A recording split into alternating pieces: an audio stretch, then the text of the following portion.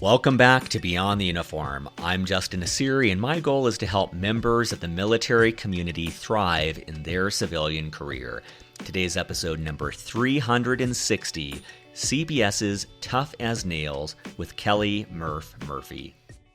And I know that I would have kicked myself in the butt if I wouldn't have done this show, because if I would have said no, and then when I saw it on TV, I'd have been like, oh man, look at the opportunity you just wasted. So I guess my biggest takeaway would be with anything in life, if you have the opportunity to do something, even if you're not comfortable with it, give it a shot, because you never know. Like I was never looking to do a reality show. I was never looking to be on TV, but once the opportunity to present itself, and I learned a little bit about it, I'm like, absolutely, I'm going to give it a shot. Well, I just got done talking with Murph, and it's just such a great conversation, and I wanted to just bookmark a couple of things that we talk about in this interview, because we cover quite a bit of ground. The first of all, I love Murph's thinking around expanding your thinking about what you're going to do in your career. And in his own story and advice that he received along the way, he ended up doing things that he didn't initially plan when he got out of the military, out of the Marine Corps after 22 years of service. And it came from a conversation about expanding his thinking.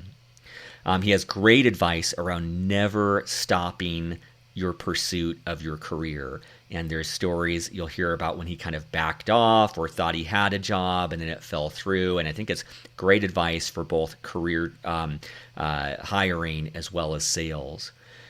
He works over at the University of Central Missouri and as their Director of Military and Veteran Services, so he does have some great thoughts from his experience there of helping a lot of veterans. We talk about the value of education that keeps on coming up again and again in Murph's story, is the value that education has been to him, to his Marines, to his students, and whether that's after 20 years of service or after 3 years of service, expanding one's horizons through education. We talk about the TV show that he's on called Tough as Nails and what it's like to be on a reality TV show. And even though Murph is a giant of a man, he's a very gentle giant and very introverted. And so he talks about what that experience was like being on the set and what it was like and how that opportunity came about. And then I love, he talks about a diploma being a certification of dedication. I'd never heard that before, but he talks about how rarely one's degree directly relates to what one does in their career, but it is beneficial for other reasons. We talk about Instagram and putting oneself out there. We talk about how his dream job was in the Marine Corps and a lot more. And so I think you'll really enjoy this show. And check out the show notes. We've got a lot of links from today's episode. And check out CBS's Tough as Nails with him. It'll be launching shortly after this podcast goes live. I want to give a special thanks because the only reason we were able to record today's brand new episode is thanks to a financial sponsorship from the Carlson School of Management. And really can't express enough gratitude for how much I enjoy doing new episodes and how many people that benefits. And at this point, we're only really able to do that through financial sponsorship. So I wanted to share more about an organization that is putting their money where their mouth is and helping Beyond the Uniform continue our operations. So whether you're transitioning to a civilian career or continuing military service, an MBA from Carlson at the University of Minnesota prepares you for a high-impact career in business. Carlson is committed to the veteran community and provides the benefits, experiential learning, and network to accelerate your career. In addition to a resident tuition waiver, all admitted full-time MBA military candidates receive generous scholarships and stipends to cover expenses that may not be eligible for the GI Bill. You can learn more in the show notes for this episode at beyondtheuniform.org, or you can email MBA, actually let's see if I can remember this, Mike Bravo Alpha at uniform Mike November .edu. That's MBA at umn.edu to learn more. Thank you. And with that, let's dive in to today's conversation with Murph.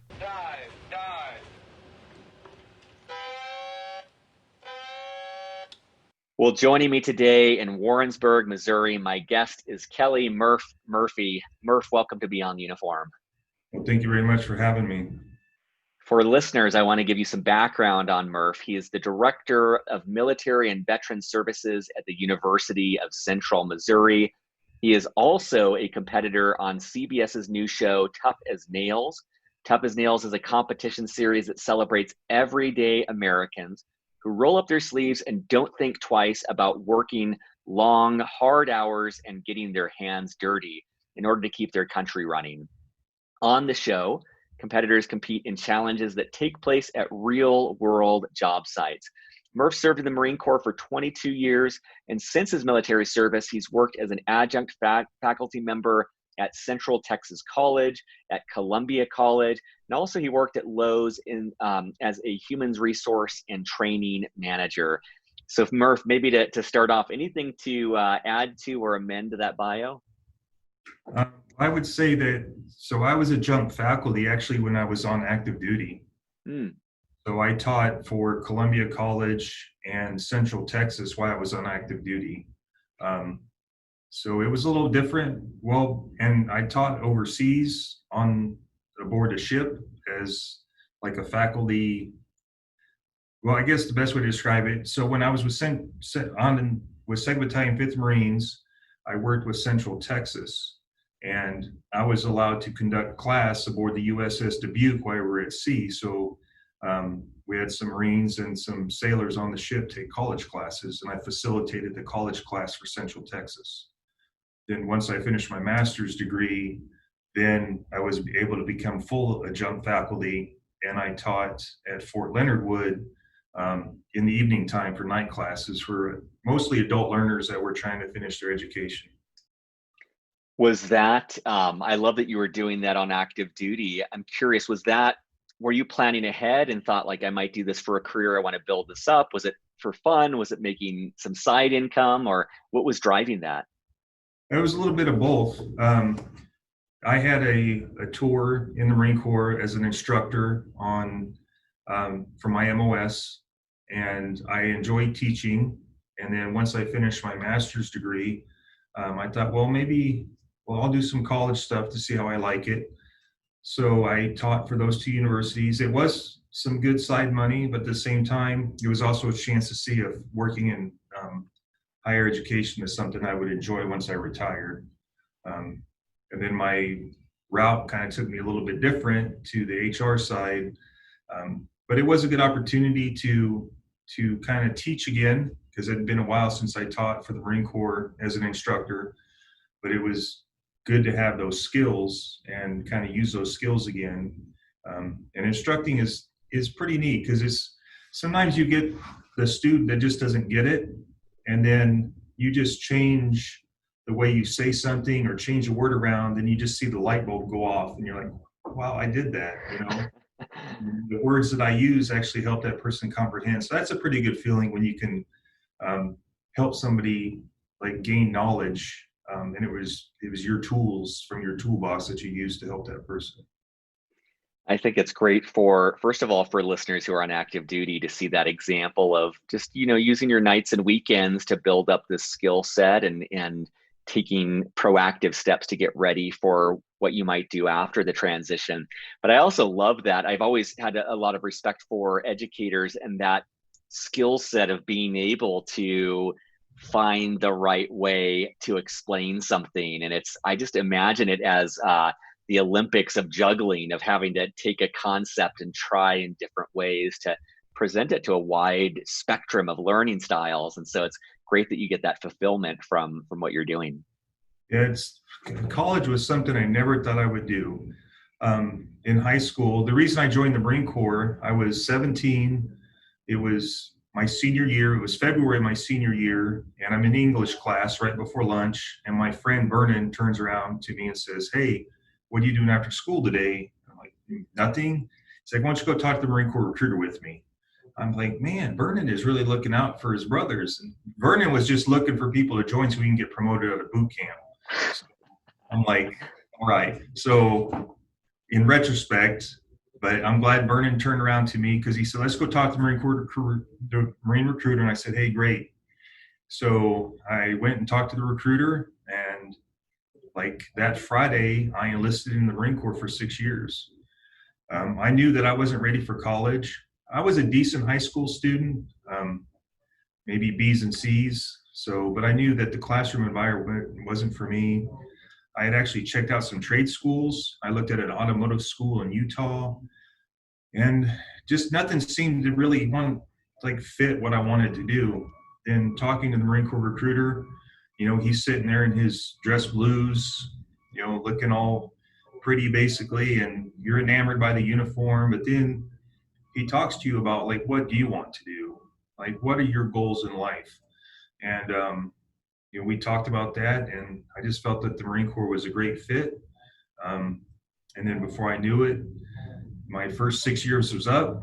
I enlisted for another 4, and then I myself went and did a tour of recruiting duty. I volunteered for drill instructor duty and embassy duty, but my MOS was short-staffed, so the only way I could go out on a special duty is if I went recruiting. So I volunteered for recruiting duty. I did a tour of recruiting duty in Southern Indiana, and for 3 years, I told my applicants about all these great military benefits that we have, medical, dental, education. And then it dawned on me like, well, dummy, you've never used any of your education benefits. So as soon as I got off recruiting duty, I went back to Camp Pendleton, and I enrolled into Embry-Riddle Aeronautical University. And they, working with the educators there, they evaluated my military transcripts. I started off with a bunch of credits since I'd been in the Marine Corps at that point almost 13 years. Within 2 years, I got my bachelor's degree, and I said, well, I might as well push for my master's. And then about another year and a half later, taking school, even while in deployment, if possible, I finished my master's degree. So at that point, I'm like, man, I'm going to advocate now for our enlisted side. The military has great, smart officers. So I'm like, well, we need to have great, smart enlisted to advise those officers. So I pushed my Marines to get their college as much as they can. Obviously, it's harder for the newer military members. They've got their job to learn. They're still adjusting to the military. But as you get older, it's important to take those college classes if that's the route you want to go, because there's a lot of veterans out there and the job market is tight. But having that, that veteran status is important. But if you can say, hey, I've got the education to go with it, it makes you even more employable.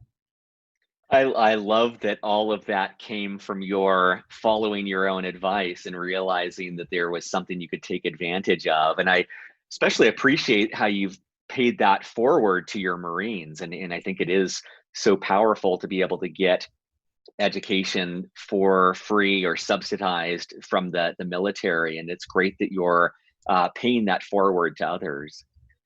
Could you take us through a little bit what your transition was like out of the Marine Corps and what that first job search was like?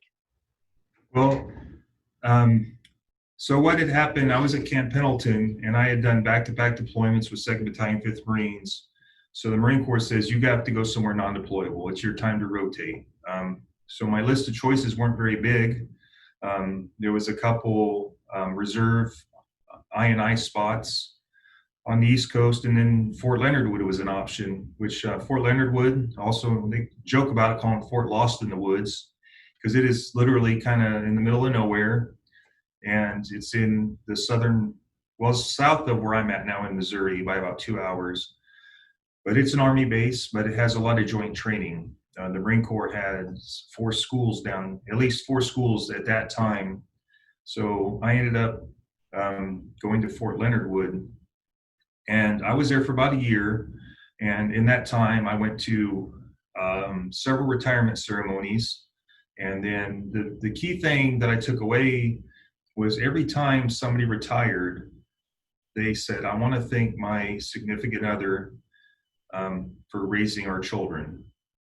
And it dawned on me like that might be something I would say if I continue to stay in, because at the time when I retired, my youngest daughter, or my oldest daughter, I think she was 11, just turned 11.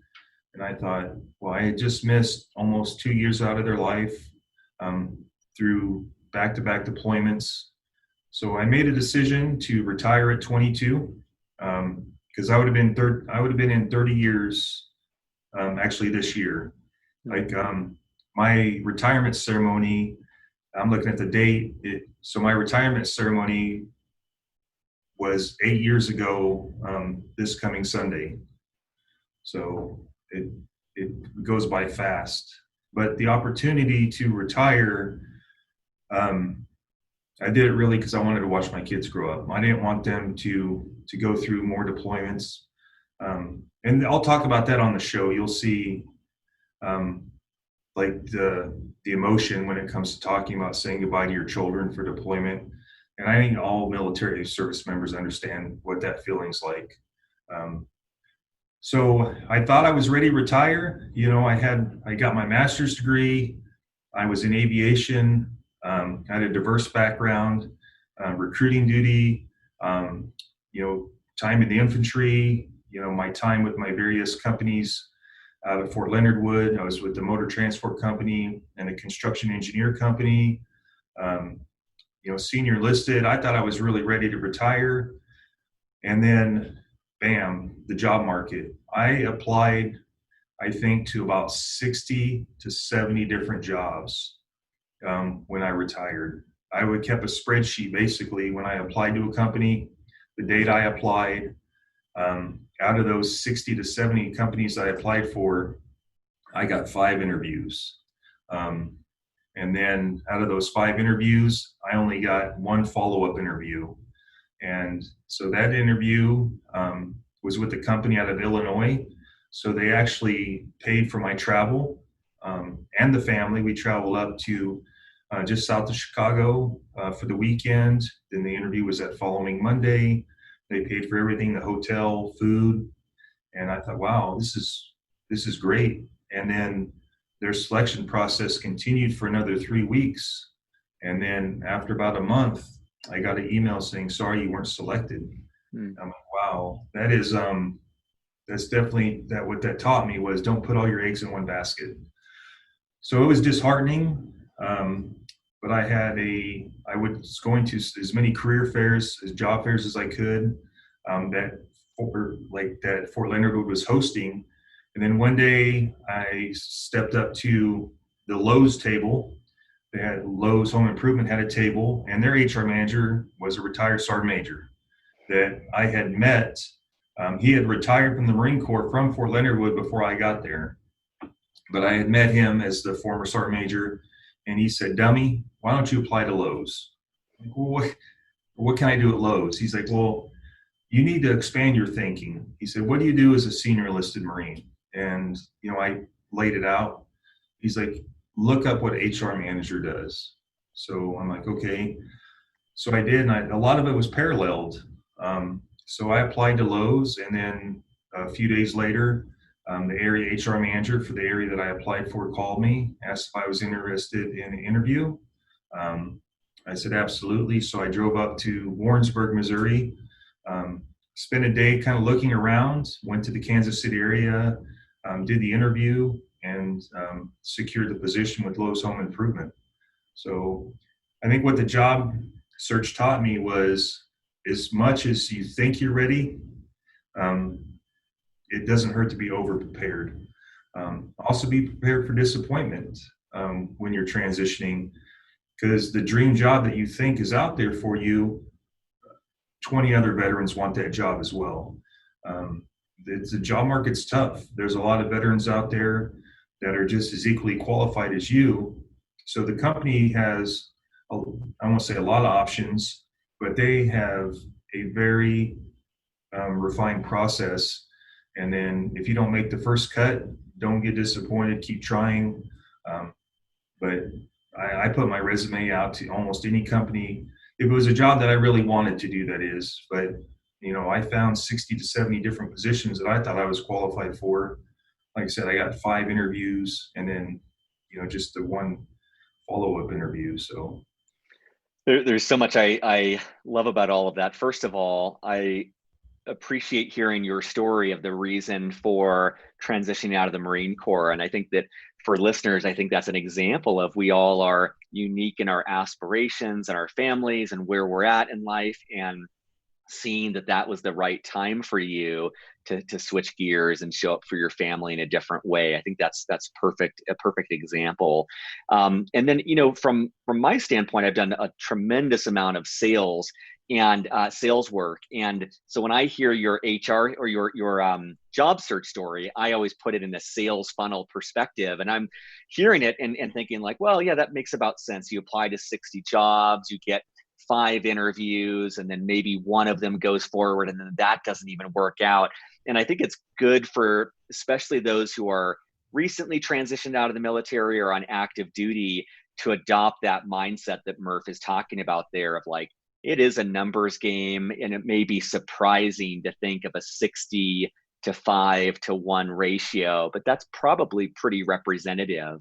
And I love that you said not putting your eggs in one basket. And I can think of different times in my career when I thought a deal was going to go through and I backed off on other things.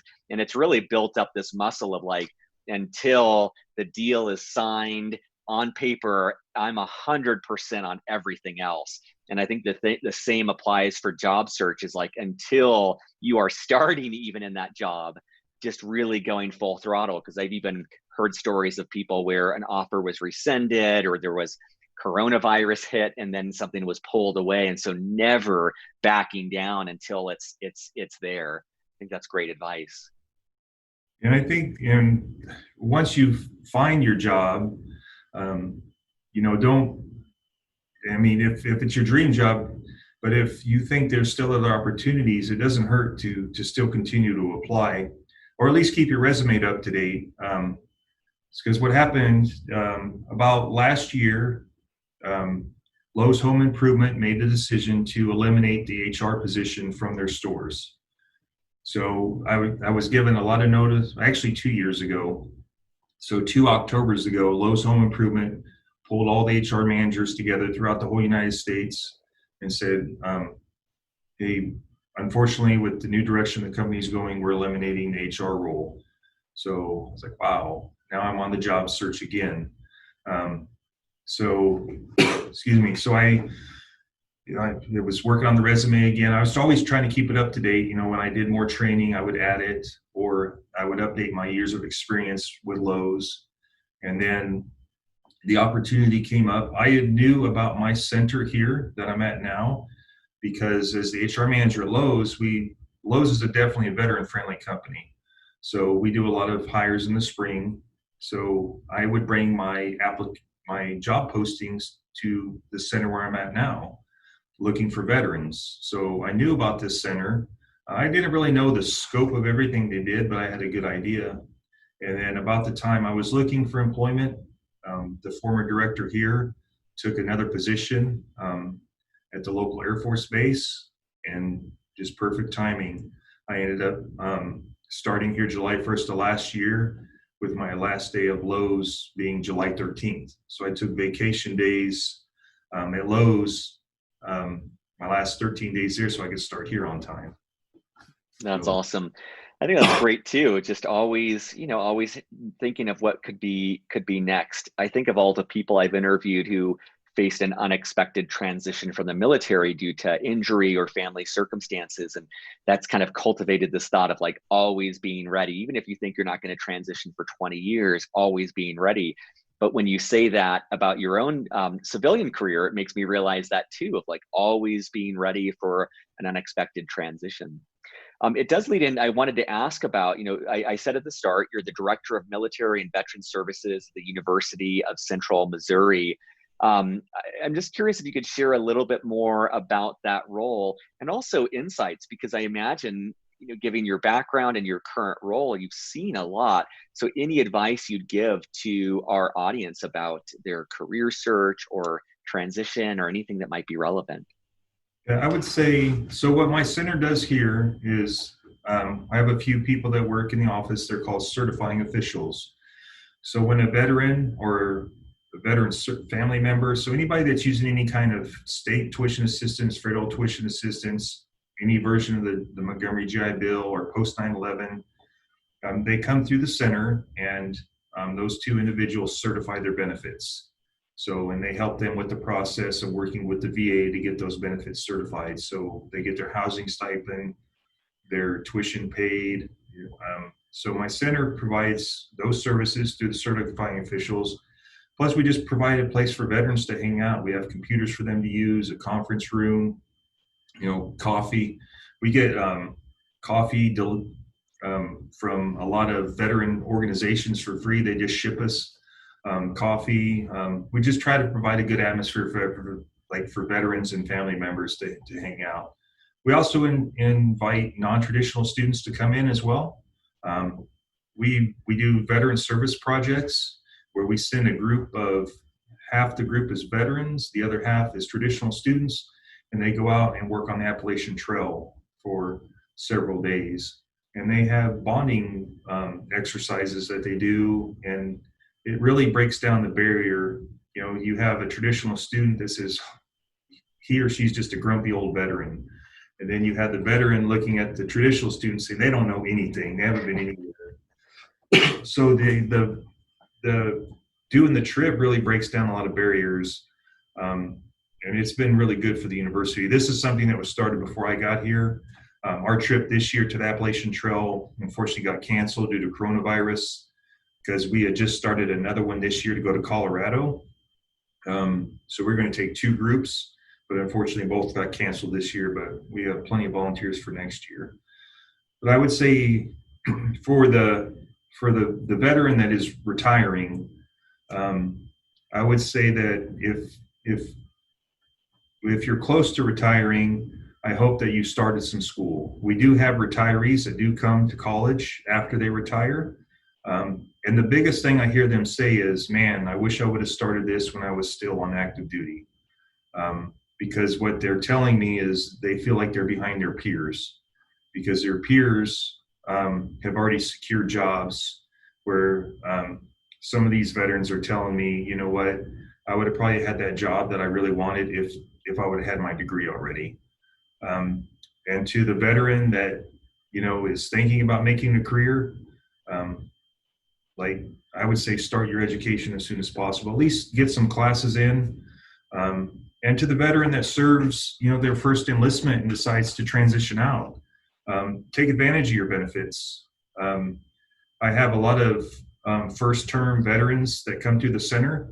Some of them take classes full-time, part-time, but you earn those benefits, so you might as well use them. And just not college either, trade schools. I just talked to a Marine that was in 2nd Battalion, 5th Marines with me. He found me on Facebook, and we just got to chatting. And he's like, you know what? I use my benefits to get my CDL license. And because of that, I was able to get custody of my kids because I had a steady income.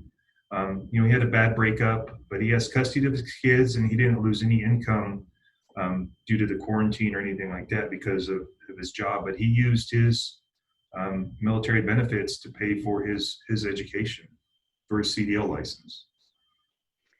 That's great. I think that, first of all, when you were describing the environment with the free coffee and all of that, the image that came to mind for me was the USO and how great it was when traveling to feel like there was this safe corner to just kind of relax and be taken care of. And I love that sense for the University of Central Missouri, but in general of when you're in a new environment, having the familiarity of other people with shared values, shared backgrounds, shared history, and having a place to connect. And I love that you also introduce the diversity as well of just kind of bringing in contrasting characters to learn from each other. I think that's really powerful. And I appreciate in your story how you're, again, showing the importance of education, whether someone is served for 20 years or for 3 years, really getting the full benefit of educating, the credibility that brings, but also the energy that brings of learning something new and being exposed to something new. I think your story really is a powerful example of that. Thank you. Yeah, we actually have a few veterans that are like retired as in like they don't work at all. They're like, well, I have benefits. I'm going to learn something new. So they just take classes that they think give them a little extra knowledge and something they could have fun with. So, but I would say for the average veteran that we have here, they're definitely looking to go out and get other employment. And like I said, I don't want to sell anybody on college, because obviously when I got out of the Marine Corps, or when I was in high school, I knew college wasn't for me. But those benefits can be used for a whole lot of things. We have a police academy here at part of UCN. We have a lot of veterans that use their benefits to go to the police academy. So, I mean, there are academies like that you can use your benefits for. But I would say if you want to make yourself marketable, then take advantage of those. I mean, you're a veteran. A lot of companies look for veterans because they know that you have the leadership ability.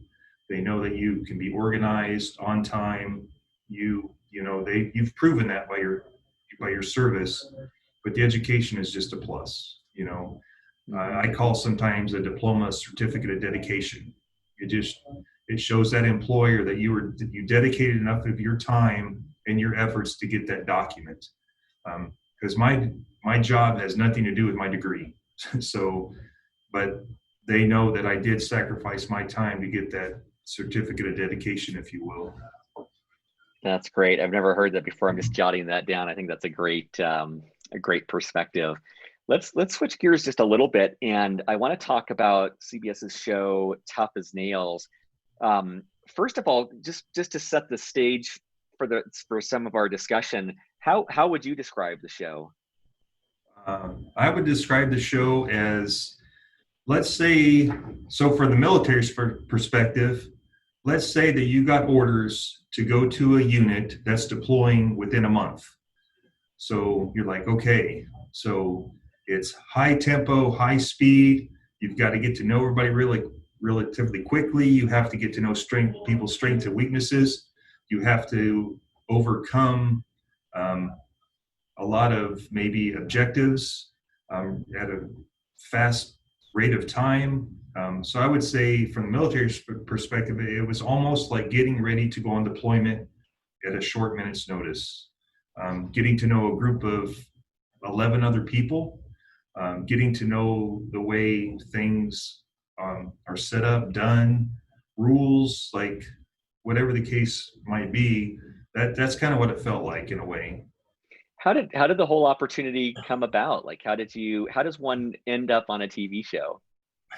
Well, I never really used Instagram until about maybe 5 or 6 years ago. I wanted to continue my fitness journey after I retired. So I continued training like I did when I was in the Marine Corps. And an apparel company reached out to me and said, hey, we'd like to sponsor you. I'm like, well, what does that mean? They're like, well, we'll throw you some gear. You wear it, post to social media, and that's how it kind of works. And they were a relatively new company just starting out. And they're like, well, we prefer Instagram. I'm like, oh, I guess I'll start an Instagram account.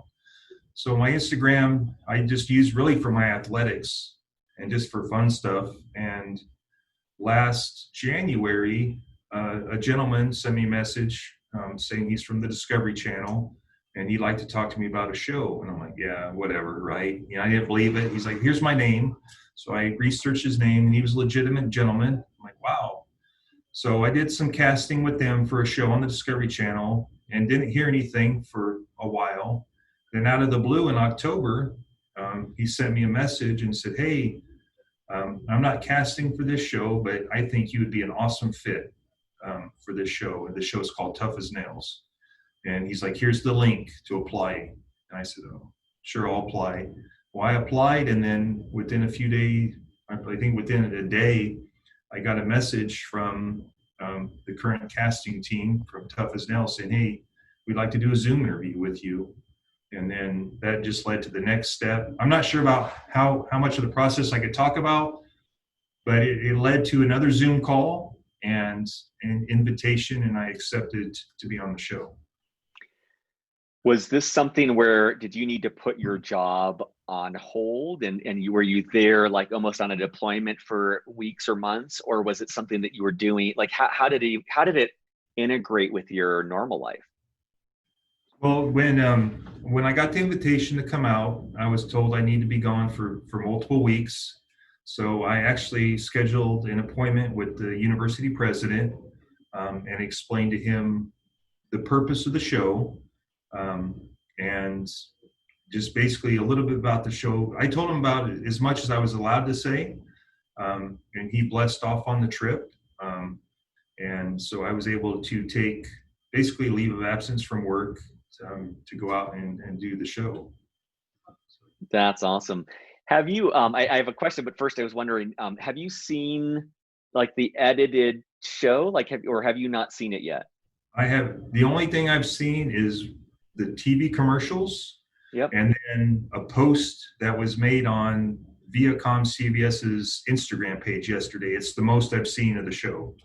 So one thing I'm wondering about, and it kind of plays into the Instagram work that you've done, but also the show.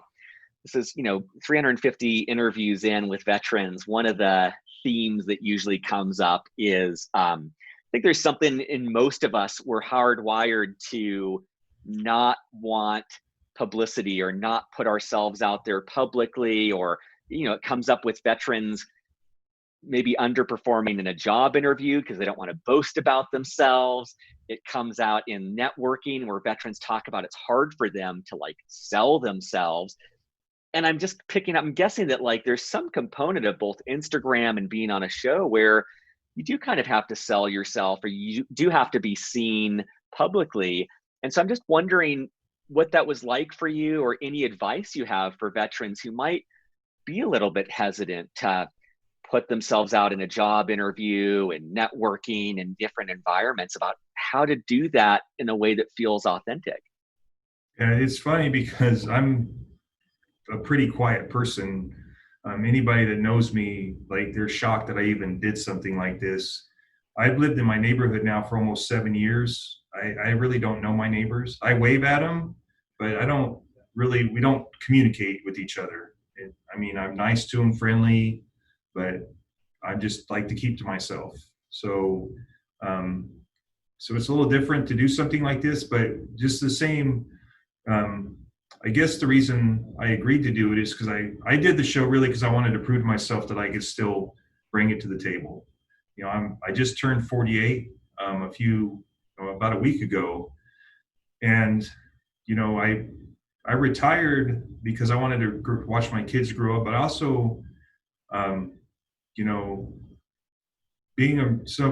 guess the best way to describe it.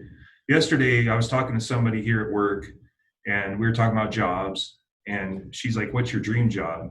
And I said, "I already did it. I was a Marine. Like, that's my dream job." I didn't want to leave the Marine Corps. I would have been in 30 years this year. I love the Marine Corps. I love everything about it. Of course, there's the bad times that you have, but overall, the experience, it made me who I am today, and I would still be in. I retired because I wanted to watch my kids grow up. I wanted to be around the family. So when the main reason I wanted to do the show was to prove to myself that I can still bring it. I can still compete. I can still be productive.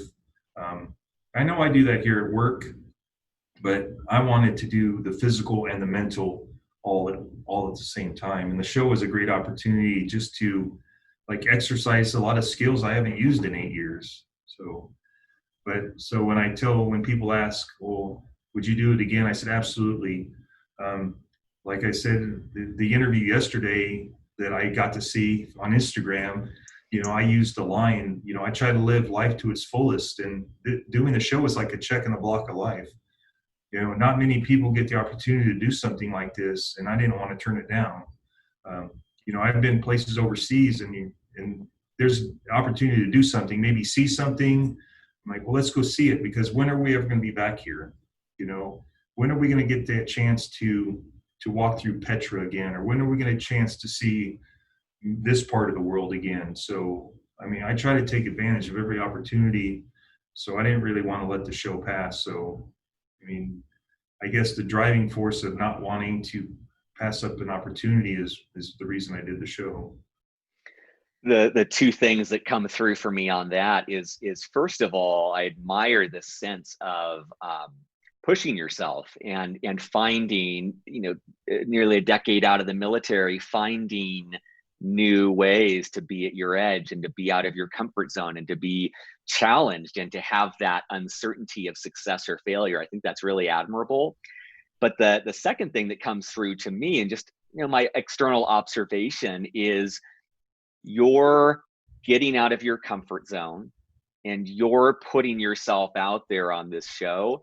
That's a gift to all of us as veterans, because people watching the show may not know what a Marine is like, may not know what a Marine brings to the table. They may not be familiar. You may be one of the first glimpses they have of what a veteran is. And, in some ways, as I'm, for our listeners, you're just hearing this gentle giant Murph, but I'm seeing, he's a very big guy, can be intimidating, but to see the nuance of someone who is bright and intelligent and driven and family oriented and physically strong and resilient, that may reshape a lot of people's view of a veteran. And our listeners may be benefited from that. They may be sitting across from a hiring manager who has seen that show and it's kind of changed their image of a veteran. So I just bring that up for listeners who may, like myself, struggle with that thought of putting ourselves out there or getting out of our comfort zone or taking a risk or doing these things that go against our military programming. There is a way in which, in doing that, it's a benefit to all of our brothers and sisters who serve. So I really appreciate that for you, Murph. I can see the ways in which you'd be more introverted and less likely to be on a reality show, which is like the least introverted thing you could do, but it's benefiting all of us. Well, thank you. It was good. There were times on the show that I look back at myself, I'm like, oh man, your friends are going to see that and they're going to make so much fun of you. And then at the same time, I look back at some of it and they're going to be like rooting pretty hard for me. So I think it was overall, I wouldn't trade it for the world. It's just bittersweet. My youngest daughter, who's 17, her graduation ceremony's been postponed. She was supposed to leave for Navy boot camp the day before the show premieres. But the Navy has pushed it back 7 days. They're still trying to get her to ship to boot camp after her graduation ceremony, which is supposed to be the 25th of July. But right now, she's leaving on the 15th. So we're still keeping our fingers crossed that the Navy can get her boot camp date pushed so she could attend her graduation. But at the same time, I don't want her, she's ready to move on to the next chapter of her life. So that part's exciting, to be the veteran on TV and to know that my youngest daughter is going to be a veteran here shortly. So that's awesome. Is there any, I'm just curious, I know you can't really talk about the specifics of the show, but I was just wondering, with your experience, you've probably seen, like all of us, you'd seen reality shows, you maybe had a conception about what that was like. What was surprising for you being part of it? Was there anything that surprised you about that experience, or was different than what you expected from having seen these sorts of things on TV? I would say that getting to know the crew and learning what they do was probably one of my favorite parts. So when you're sitting there or standing there for an interview and you have the interviewer in front of you, then you have the camera operator, then you have the lighting technicians and the audio technicians, and getting to say, hey, why is this white board up here? And they're like, well, that's to reflect the light on your face, or this glare away, or this is why we use this boom that's hanging over your head. And getting to know all the behind the scenes stuff and getting to know those people was one of my favorite parts of the show. I think what I learned was that, so the first time we walked on set to actually film the first part of the first episode, I walked around the corner and there's a gazillion people out there. I'm like, holy mackerel. I had no idea, like, it takes that much to make a show. I think so. My first impression, because the first several days we're in small group stuff, doing some activities, but that first day of filming, walking on set, it was like, wow, there's a ton of people here. And then getting to know what they do is a great appreciation. And some of them were veterans as well, or had family members that were veterans. So it was neat to share those stories with them, getting to know about like what they do, their experiences, what actors they worked with, or what actresses, what bands they worked with, if they were sound or lighting. So it was very cool. Just the whole experience. I walked away with nothing negative to say about the experience at all. Nothing but positive stuff. That's so awesome. It makes me think of, I think one thing that many veterans may not know about themselves, but it's an observation for me, is like they're really good at getting to know their people. And I love this sense of, I don't know how many people on these shows would take the time to get to know all the thousands of people behind the scenes making it possible. But I love that you were able to do that. And I think it also shows that every industry has millions of moving parts. And you may not even know about these jobs, but there's, unlimited career potentials out there for listeners. And you may not even thought about the sound person on a set, but there's all of these possible jobs. Well, I always like to leave the last question open-ended, and Murph, we've covered a lot of ground around education, around resources, around the university, or the University of Central Missouri, and the show Tough as Nails. But I'm sure there's things we didn't talk about. And so I just wanted to make space at the end. Is there anything that we haven't talked about that you want to make sure listeners know before we wrap up? I would just say, is if you have an opportunity in life, just take advantage of it. Don't walk away having regrets that you did or didn't do something. Because I know, like, a lot of times, at least in your military career, you have the opportunity to do something and you don't take advantage of it, then you have to live the rest of your life kicking yourself in the butt, basically. And I know that I would have kicked myself in the butt if I wouldn't have done this show, because if I would have said no, and then when I saw it on TV, I'd have been like, oh man, look at the opportunity you just wasted. So I guess my biggest takeaway would be, with anything in life, if you have the opportunity to do something, even if you're not comfortable with it, give it a shot, because you never know. Like I was never looking to do a reality show. I was never looking to be on TV. But once the opportunity to present itself, and I learned a little bit about it, I'm like, absolutely, I'm going to give it a shot. I mean, I'm going to see myself on screen, and I know there'll be times I'll be shaking my head like, oh man. Or if I see myself crying, which there may be an opportunity for viewers to see that too. Like, I wouldn't trade it, just because it was a good experience. And the people that know me, my friends and family, like, they know that the person they see on TV is genuine. It is just me. So I'm looking forward to the family watching it, and friends, and maybe getting to know a few more people as well. Well, Murph, thank you so much for your time. Thank you for the work that you're doing at the University of Central Missouri to help our military community. And for listeners, at beyondtheuniform.org, in the show notes for this episode, I'll have links to CBS's show, Tough as Nails, more information about that, where you can watch it, as well as a link to Murph's Instagram handle if you want to follow him there, and other resources as well. But thank you so much for your time today, Murph. Hey, thank you so much. I appreciate it. Surface.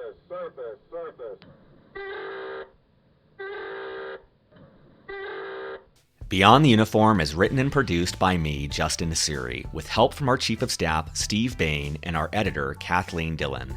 We are an all-volunteer organization and would greatly appreciate your help in any of the following ways. First, spread the word. Beyond the Uniform has over 330 podcast episodes and 15 on-demand webinars, all offered for free. Help us spread the word on social media, at military bases, or whatever gets this resource in front of more men and women who need it. Positive reviews on iTunes go a long way towards this as well. Second, sponsorship. Beyond the Uniform relies on sponsorship to keep us going. There is so much more we'd like to do, but we don't have nearly the resources to do so. If you know of a company that would like to advertise in any way with Beyond the Uniform, please send them to beyondtheuniform.org. Third, donations.